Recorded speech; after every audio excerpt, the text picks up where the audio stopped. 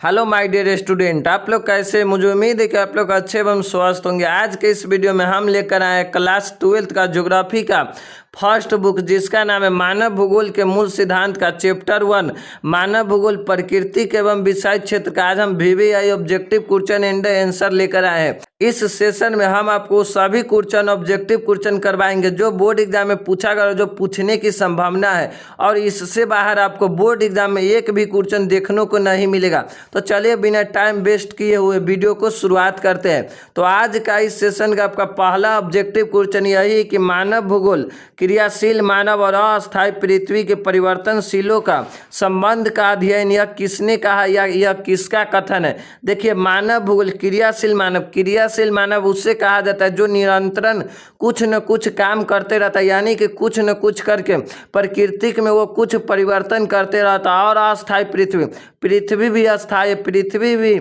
स्थिर नहीं रहता। पृथ्वी भी है ना, जो अपने ध्रुव पर चक्कर लगाते रहते, जिसके कारण हमें सुबह शाम होते रहता है। तो वही है कि दोनों क्या परिवर्तनशील है, दोनों क्या है परिवर्तनशील है का संबंधों का अध्ययन यह किसने कहा है। तो आपका सही आंसर हो जाएगा ऑप्शन बी, कुमारी एलन सैंपल। कुमारी एलन सैंपल किसका छात्रा था? तो फ्रेडरिक रेट जेल के ना कुमारी एलन सैंपल छात्रा था। ये कहाँ का रहने वाला था? अमेरिकन भूगोलवेत्ता था। चलिए आपको ये भी याद रखना है। चलिए अब आपका नेक्स्ट क्वेश्चन है कि ज्योग्राफी शब्द यानी कि भूगोल शब्द है ना, भूगोल शब्द किसने गढ़ा है? भूगोल शब्द दो शब्दों से मिलकर बना है। एक होता है जियो का अर्थ होता है पृथ्वी, तथा ग्राफी जो शब्द होता है ना उसका अर्थ होता है वर्णन करना, यानी कि भूगोल शब्द का अर्थ होता है पृथ्वी का वर्णन करना। तो वही है कि ज्योग्राफी शब्द का किसने सबसे पहले गढ़ा या सबसे पहले प्रयोग किया? तो ऑप्शन ए में हमबोल्ट, ऑप्शन बी में हुप्पर, ऑप्शन सी में इरोटोस्थनीज, ऑप्शन डी में फ्रेडरिक रेटजेल। तो ज्योग्राफी शब्द है ना उसको सबसे पहले इरोटोस्थनीज ने गढ़ा था। तो आपका 2 नंबर क्वेश्चन का आपका सही आंसर हो जाएगा इरोटोस्थनीज ने। फ्रेडरिक रेटजेल को मानव भूगोल का पिता या जनक कहा जाता है। किसे मानव भूगोल का पिता कहा जाता है? और इन्होंने एक पुस्तक लिखा है एंथ्रोपोजियोग्राफी, जिसमें मानव और प्रकृति के बीच क्या संबंध है ना उसका उसमें विस्तार से चर्चा किया गया है। किस पुस्तक में? एंथ्रोपोजियोग्राफी में किया गया है। चलिए अब आपका नेक्स्ट क्वेश्चन है कि जो संभववाद शब्द का प्रयोग सर्वप्रथम किस फ्रांसीसी विद्वान ने किया गया था? ये जो संभववाद है ना एक अवधारणा है जिसमें किसको महत्वपूर्ण माना जाता है? मानवीय घटक को महत्वपूर्ण माना जाता है। तो वही है कि संभववाद अवधारणा का नाम सर्वप्रथम किस फ्रांसीसी विद्वान ने प्रयोग किया था या प्रतिपादक किया था या संभववाद शब्द का प्रयोग किया था? तो आपका सही आंसर हो जाएगा ऑप्शन बी, रूसियन फेवरे ने संभववाद शब्द का सबसे पहली बार प्रयोग किया गया था। संभववाद शब्द में ना मानव पूर्ण रूप से स्वतंत्र होता है, अपने प्राकृतिक वातावरण में कुछ भी अनुसार कुछ भी बदलाव कर सकते। कौन? संभववाद अवधारणा के तहत कुछ भी बदलाव करने, पूर्ण रूप से स्वतंत्र होता है प्रकृति में बदलाव करने के लिए संभववाद विचारधारा के तहत। चलिए अब आपका नेक्स्ट क्वेश्चन है संभववाद जो अवधारणा यानी कि संभववाद विचारधारा में ना किस घटक को महत्वपूर्ण माना जाता है? तो संभववाद अवधारणा में किसका? मानवीय घटक को महत्वपूर्ण माना जाता है। तो आपका 4 नंबर क्वेश्चन का आपका सही आंसर हो जाएगा ऑप्शन बी, मानवीय घटक। प्राकृतिक घटक को नियतिवाद विचारधारा में महत्वपूर्ण माना जाता है। मानवीय घटक को संभववाद विचारधारा में महत्वपूर्ण माना जाता है। संभववाद विचारधारा का प्रतिपादक कौन है? रूसियन फेवरे ने। चलिए अब आपका नेक्स्ट क्वेश्चन है कि मानव भूगोल का संस्थापक किसे कहा जाता है? मानव भूगोल का यानी कि पिता या जनक किसे कहा जाता है? ऑप्शन ए में फ्रेडरिक रेटजेल, ऑप्शन बी में ब्लास, ऑप्शन सी में रिटर या ऑप्शन डी में है टेलर। तो मानव भूगोल का पिता या जनक किसे कहा जाता है? फ्रेडरिक रेटजेल के। और भूगोल का पिता किसे कहा जाता है? हिक्केटियस को कहा जाता है। आपको ये भी पॉइंट याद रखना है। चलिए अब आपका नेक्स्ट क्वेश्चन है कि निम्नलिखित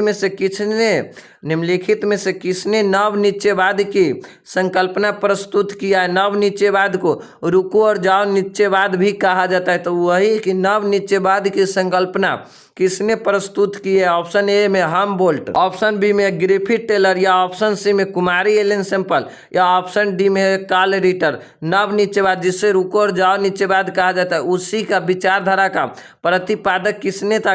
ग्रिफिथ टेलर ने। आपका 6 नंबर क्वेश्चन का आपका सही आंसर हो जाएगा ग्रिफिथ टेलर। चलिए अब आपका नेक्स्ट क्वेश्चन है कि नियतिवाद और पर्यावरणीय निश्चयवाद विचारधारा के विचारक कौन थे। ऑप्शन ए में है ई कांट, ऑप्शन बी में हमबोल्ट, ऑप्शन सी में है रिटर या ऑप्शन डी में इनमें से सभी। तो नियतिवाद और पर्यावरणीय निश्चयवाद विचारधारा के इन सभी समर्थक थे, यानी कि इन सभी ने पर्यावरणीय निश्चयवाद विचार को न समर्थक किया था। और इसका प्रतिपादक किसने, रेटजेल ने, फ्रेडरिक रेटजेल ने किया था। माने कि प्रतिपादक किया था फ्रेडरिक रेटजेल और उनका इन सभी समर्थक था पर्यावरणीय निश्चयवाद। पर्यावरणीय निश्चयवाद में न प्रकृति को मुख्य घटक माना जाता है कि प्रकृति में आप कुछ नहीं चेंज कर सकते, सर्वश्रेष्ठ प्रकृति को माना जाता है।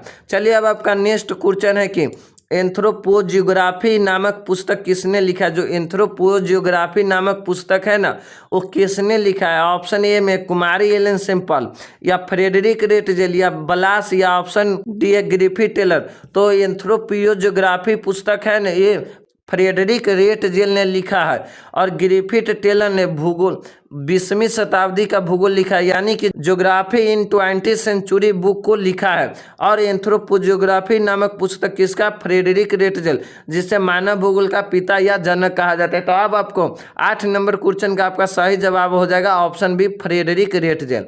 चलिए अब आपका नेक्स्ट क्वेश्चन है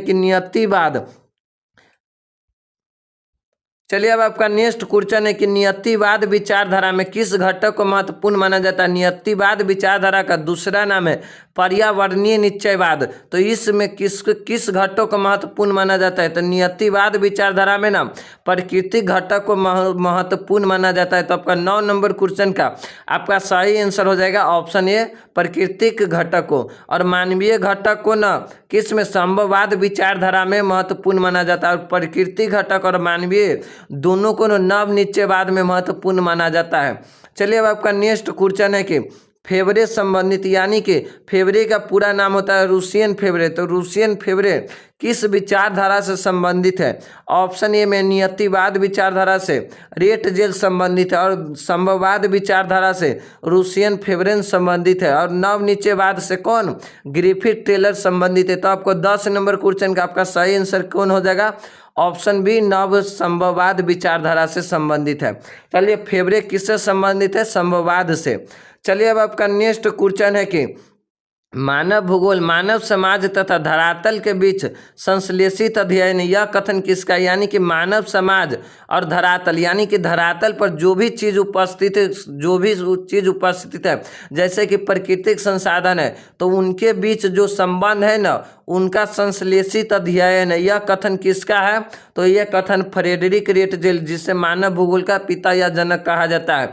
और इन्होंने एक पुस्तक लिखा था एंथ्रोपोजियोग्राफी लिखा था, उसमें मानव यानी मानव समाज और धरातल के बीच में क्या संबंध है ना, उसमें वो विस्तार से चर्चा किया था कि मानव और प्रकृति के बीच में के क्या संबंध है। उन्होंने पूरा एंथ्रोपोजियोग्राफी पुस्तक में उसके बारे में विस्तार से चर्चा किया गया था। चलिए अब आपका नेक्स्ट क्वेश्चन है कि फ्रेडरिक रेटजेल किस देश के निवासी थे। जो मानव भूगोल का पिता या जनक कहा जाता है, वो कौन देश के निवासी थे, यानी कि कुछ देश का भूगोल वेत्ता थे। तो ऑप्शन ए में जर्मन, ऑप्शन बी में स्पेन, ऑप्शन सी में है फ्रांस या ऑप्शन डी में स्वीडन। तो फ्रेडरिक रेटजेल न जर्मनी का निवासी थे। आपका सही आंसर हो जाएगा ऑप्शन ए जर्मनी था। चलिए अब आपका नेक्स्ट क्वेश्चन है कि निम्नलिखित में से कौन सामाजिक भूगोल का एक उपक्षेत्र नहीं, यानी कि सामाजिक भूगोल का उपक्षेत्र नहीं है। सांस्कृतिक भूगोल में क्या होता है, लोगों का रहन सहन खान पान के बारे में कहाँ देखा जाता है, सामाजिक भूगोल में देखा जाता है। चिकित्सा भूगोल भी है, यह सामाजिक स्थिति को सुधार करने में लाया जाता है, तो यह भी इसका सामाजिक भूगोल का अंतर्गत आता है। ऐतिहासिक भूगोल, जिसमें भौतिक संसाधनों का ना क्या बदलाव हुआ है उनके बारे में अध्ययन किया जाता है, उसे ऐतिहासिक भूगोल कहा जाता है। तो आपको 13 नंबर क्वेश्चन का आपका सही आंसर हो जाएगा कृषि भूगोल। कृषि भूगोल को आर्थिक भूगोल का उपक्षेत्र माना जाता है। तो आपका सही आंसर क्या हो जाएगा, ऑप्शन बी कृषि भूगोल। चलिए अब आपका नेक्स्ट क्वेश्चन है कि निम्नलिखित यानी कि निम्न पुस्तकों में से कौन हमबोल्ट के द्वारा लिखा गया है। ये भी एक भूगोल वेत्ता थे जो नियतिवाद विचारधारा का न समर्थक थे। तो ऑस्ट्रेलिया का भूगोल या कॉसमॉस का भूगोल या जनसंख्या भूगोल, तो हम बोल्ट ने कॉस मास लिखा है, किस पुस्तक को? कॉस मास पुस्तक को लिखा है। चलिए अब आपका नेक्स्ट क्वेश्चन है कि निम्न में से कौन मानव भूगोल से संबंधित नहीं, यानी कि कौन मानव भूगोल से ना संबंधित नहीं, यानी कि मानव भूगोल को कौन सा अध्ययन नहीं करता है? ऑप्शन ए में प्रत्यक्षवाद मानव भूगोल से संबंधित है, संभववाद भी मानव भूगोल से संबंधित है और मानवतावाद भी मानव भूगोल से संबंधित है, लेकिन समुद्री विज्ञान भौतिक भूगोल से संबंधित है। किससे? भौतिक, यानी कि फिजिकल भूगोल से संबंधित है। तो आपका 15 नंबर क्वेश्चन का आपका सही आंसर हो जाएगा ऑप्शन सी, समुद्री विज्ञान। संभववाद विचारधारा में किस घटक को महत्वपूर्ण माना जाता है? मानवीय घटक को। और मानवतावाद विचारधारा उसे कहा जाता है जो संपूर्ण मानव के कल्याण में बात हो ना, उसे मानवतावाद विचारधारा कहा जाता है। चलिए अब आपका नेक्स्ट क्वेश्चन है मतरात्मक क्रांति संबंधित, यानी कि मतरात्मक क्रांति किससे संबंधित है? ऑप्शन ए में मानव भूगोल, ऑप्शन बी में भौतिक भूगोल, या ऑप्शन सी में ए बी दोनों, या ऑप्शन डी में है इनमें से कोई नहीं। मतरात्मक क्रांति का न शुरुआत 20वीं शताब्दी में हुआ था, जिसमें मतरात्मक क्रांति का मेन उद्देश्य यही था कि भूगोल में न गणितीय और सांख्यिकी नियमों का विकास हो। इसीलिए मतरात्मक क्रांति किया गया था, जिसको भूगोल को न खूब विकास किया गया था, जिसमें गणितीय एवं सांख्यिकीय नियमों का लागू किया गया था। तो मतरात्मक क्रांति किससे संबंधित है? मानव भूगोल से संबंधित है। आपका 16 नंबर क्वेश्चन का आपका सही आंसर हो जाएगा ऑप्शन ए, मानव भूगोल। चलिए अब आपका नेक्स्ट क्वेश्चन है कि ग्रिफिथ टेलर के द्वारा कौन सा विचारधारा दिए गए? जो ग्रिफिथ टेलर है ना, उनके द्वारा कौन सा एक विचारधारा दिया गया? ऑप्शन ए में नियतिवाद विचारधारा किनके द्वारा? रेट जेल के द्वारा दिया गया। और संभववाद विचारधारा किनके? रूसियन फेवरे के द्वारा, जो फ्रांस का भूगोलवेत्ता थे। और तीसरा है नवनिश्चयवाद विचारधारा। नवनिश्चयवाद विचारधारा का प्रतिपादक किसे माना जाता है? ग्रिफिथ टेलर को। इन्होंने ही नवनिश्चयवाद विचारधारा को दिया गया था। नवनिश्चयवाद का दूसरा नाम है रुको और जाओ निश्चयवाद भी कहा जाता है। चलिए आपका इसका सही आंसर हो जाएगा ऑप्शन सी, नवनिश्चयवाद। चलिए अब आपका नेक्स्ट क्वेश्चन है कि रुको और जाओ नवनिश्चयवाद की संकल्पना का प्रतिपादक किसने की? वही है कि रुको और जाओ, जिसको नवनिश्चयवाद विचारधारा कहा जाता है, कि उनका संकल्पना का प्रतिपादन किसने किया है? तो नवनिश्चयवाद विचारधारा का प्रतिपादक ग्रिफिथ टेलर को माना जाता है। तो आपका 18 नंबर क्वेश्चन का आपका सही आंसर हो जाएगा ऑप्शन डी, ग्रिफिथ टेलर। चलिए अब आपका नेक्स्ट क्वेश्चन है कि निम्न में से कौन आर्थिक भूगोल का एक उपक्षेत्र नहीं है, यानी कि कौन सा एक है ना जो आर्थिक भूगोल का उपक्षेत्र नहीं है? ऑप्शन ए में कृषि भूगोल, या ऑप्शन बी में औद्योगिक भूगोल, ऑप्शन सी में पर्यटन भूगोल। ये दोनों है ना, इन तीनों कृषि भूगोल और औद्योगिकी भूगोल और पर्यटन भूगोल है ना आर्थिक भूगोल का उपक्षेत्र है। लेकिन ये डी में सैन्य भूगोल, ये राजनीतिक भूगोल का उपक्षेत्र है। तो आपको 19 नंबर क्वेश्चन का आपका सही आंसर हो जाएगा ऑप्शन डी, 19 नंबर का सैन्य भूगोल हो जाएगा। चलिए अब आपका नेक्स्ट क्वेश्चन है कि इनमें से कौन सी विचारधारा मार्क्स के सिद्धांत पर आधारित है, यानी कि मार्क्स के सिद्धांत पर आधारित है? व्यवहारवादी विचारधारा में हमें क्या पढ़ाया जाता है? मनुष्यों को व्यवहार के बारे में, कि एक मनुष्य दूसरे धर्म या दूसरे जाति के प्रति वो कैसा व्यवहार रखता है, उनके बारे में हमें व्यवहारवादी विचारधारा में पढ़ाया जाता है। और मानवतावादी में जो संपूर्ण मानव के कल्याण हेतु बात हो, उसे मानवतावादी विचारधारा कहा जाता है। और अमूलवादी, जिसे रेडिकल विचारधारा भी कहा जाता है, तो यही अमूलवादी है ना विचारधारा जो मार्क्स के सिद्धांत पर निर्धारित है। तो आपको 20 नंबर क्वेश्चन का आपका सही आंसर हो जाएगा ऑप्शन सी, अमूलवादी या रेडिकल विचारधारा। चलिए अब आपका नेक्स्ट क्वेश्चन है कि भूगोल का पिता या जनक किसे कहा जाता है? कि भूगोल का नाम फादर किसे कहा जाता है? ऑप्शन ए में एरोटोस्थनीज, ऑप्शन बी में हिक्केटियस, ऑप्शन सी में रेट जेल, या ऑप्शन डी में ब्लास। तो भूगोल का पिता ना हिक्केटियस को कहा जाता है। भूगोल का पिता किसे?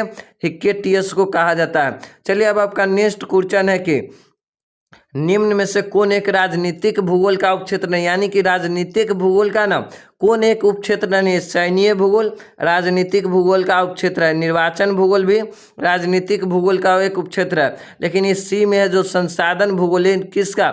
आर्थिक भूगोल का उपक्षेत्र है। किनका? आर्थिक भूगोल का। तो आपका 22 नंबर क्वेश्चन का आपका सही आंसर हो जाएगा संसाधन भूगोल, आपको इसे याद रख लेना है। चलिए अब आपका नेक्स्ट क्वेश्चन है कि नवनिश्चयवाद, जिसको रुको और जाओ निश्चयवाद भी कहा जाता है, तो इस विचारधारा में न किस घटक को महत्वपूर्ण माना गया है नवनिश्चयवाद में? ऑप्शन ए में प्रकृति घटक, ऑप्शन बी में मानवीय घटक, ऑप्शन सी में ये भी दोनों। तो नवनिश्चयवाद विचारधारा में न प्रकृति के एवं मानवीय दोनों घटक को महत्वपूर्ण माना जाता है। तो आपका सही आंसर हो जाएगा ऑप्शन सी, ए और बी दोनों। चलिए अब आपका नेक्स्ट क्वेश्चन है कि निम्नलिखित में से कौन एक भौगोलिक सूचना का स्रोत नहीं है? जी, भौगोलिक सूचना का मतलब होता है कि कौन एक हमें भूगोल के बारे में न सूचना नहीं देता है। ऑप्शन ए में यात्रियों का विवरण, यात्रियों का विवरण से भी हमें भूगोल के बारे में कुछ सूचना मिलता है, कुछ उनके बारे में जानकारी मिल जाता है। और प्राचीन मानचित्र से तो भी हमें भौगोलिक सूचना प्राप्त होता है और प्राचीन महाकाव्य से भी। लेकिन इस सी में चंद्रमा से चट्टानों पदार्थों से ना हमें भौगोलिक सूचना प्राप्त नहीं होता है। तो आपका 24 नंबर क्वेश्चन से आपका 24 नंबर क्वेश्चन का आपका सही आंसर हो जाएगा ऑप्शन सी, चंद्रमा से चट्टानों के पदार्थ के नमूने से भौगोलिक सूचना का ये स्रोत नहीं, यानी कि भौगोलिक भूगोल के बारे में न इससे हमें जानकारी नहीं मिलता है। चलिए अब आपका नेक्स्ट क्वेश्चन है कि निम्नलिखित में से कौन लोगों और पर्यावरण के बीच अन्योन्य क्रिया का सर्वाधिक महत्वपूर्ण कारक है? अन्योन्य क्रिया का मतलब होता है कि कौन एक दूसरे को ना प्रभावित करता है। कोई भी दो वस्तु के बीच में कौन सा ऐसा कारक है जो एक दूसरे को प्रभावित करता है, यानी कि लोगों और पर्यावरण के बीच में कौन एक महत्वपूर्ण कारक है ना जो दोनों को प्रभावित करता है? तो क्या होगा? प्रौद्योगिकी, यानी कि टेक्नोलॉजी ना प्रकृति को मानव के द्वारा प्रभावित करता है। क्या? टेक्नोलॉजी हो जाएगा। 25 नंबर क्वेश्चन का आपका सही आंसर क्या हो जाएगा? ऑप्शन बी, प्रौद्योगिकी। चलिए अब आपका नेक्स्ट क्वेश्चन है कि निम्नलिखित में से कौन एक मानव भूगोल का उपागम नहीं है? क्षेत्रीय विभिन्नता मानव भूगोल का उपागम है। स्थानीय संगठन और अन्वेषण और वर्णन करना, लेकिन ये बी है ना, मात्रात्मक क्रांति, ये मानव भूगोल का उपागम नहीं है। तो आपका 26 नंबर क्वेश्चन से ना आपका सही आंसर हो जाएगा ऑप्शन बी, मात्रात्मक क्रांति। चलिए अब आपका नेक्स्ट क्वेश्चन है कि निम्नलिखित कथनों में से कौन एक भूगोल का वर्णन नहीं करता, यानी कि भूगोल का वर्णन कौन नहीं करता है? ऑप्शन ए में समकलनात्मक अनुशासन का मतलब होता है कि मनुष्य अपने कमजोरी, अपनी भावनाओं और अपनी शक्तियों से न प्रकृति के नियमों के अनुसार अपना विकास करता है न, उसे समकालनात्मक अनुशासन कहा जाता है। ऑप्शन बी में मानव और पर्यावरण के बीच अंतर संबंधों का एक अध्ययन है। और ऑप्शन सी में द्वैधता पर आश्रित, यानी कि दो विचारों पर भूगोल आश्रित है, यानी उसका वर्णन करता है। भूगोल में दो विचारों का वर्णन किया जाता है, जिसमें आपका पहला भूगोल वेत्ताओं का मानना था कि भूगोल के ना भौतिक भूगोल के रूप में स्थापित करे, और दूसरी भूगोल वेत्ताओं का मानना था कि भूगोल के मानवीय भूगोल के रूप में स्थापित करे। फिर भूगोल के दो शाखा बनाया गया है। तो भूगोल के ना भौतिक भूगोल और मानवीय भूगोल का एक वर्णन करता है। लेकिन ये ऑप्शन डी में न प्रौद्योगिकी के विकास के फलस्वरूप आधुनिक समय पर सांख्यिकी के मतलब कि अच्छा नहीं है कि वर्तमान समय में न टेक्नोलॉजी है, टेक्नोलॉजी के फलस्वरूप माने विकास करने में अच्छा नहीं होता है। नहीं, जब टेक्नोलॉजी रहता है तभी किसी भी देश का विकास हो पाता है। तो आपका 27 नंबर क्वेश्चन का आपका सही आंसर हो जाएगा ऑप्शन डी। ये ऑब्जेक्टिव क्वेश्चन इस सेशन का आपका लास्ट ऑब्जेक्टिव क्वेश्चन था। चलिए मेरे प्यारे बच्चों, इस चैप्टर से जितना भी ऑब्जेक्टिव क्वेश्चन आपके लिए इम्पोर्टेंट था उन सभी को हम कवर कर चुके हैं। अगर वीडियो अच्छा लगा हो तो चैनल को सब्सक्राइब कीजिएगा और एक प्यारा सा कमेंट कीजिएगा। इस चैनल पर आपको आर्ट्स के सभी विषय की तैयारी कराया जाएगा, वो भी फ्री ऑफ कॉस्ट, यानी कि बिना आपसे एक भी रुपया लिए हुए। अगर हम आपके लिए इतना करूंगा तो आप एक छोटा सा काम ये कीजिएगा कि हमारे चैनल को जरूर सब्सक्राइब कीजिएगा। तो तब तक के लिए इतना ही, धन्यवाद। फिर मिलते हैं अगले वीडियो में।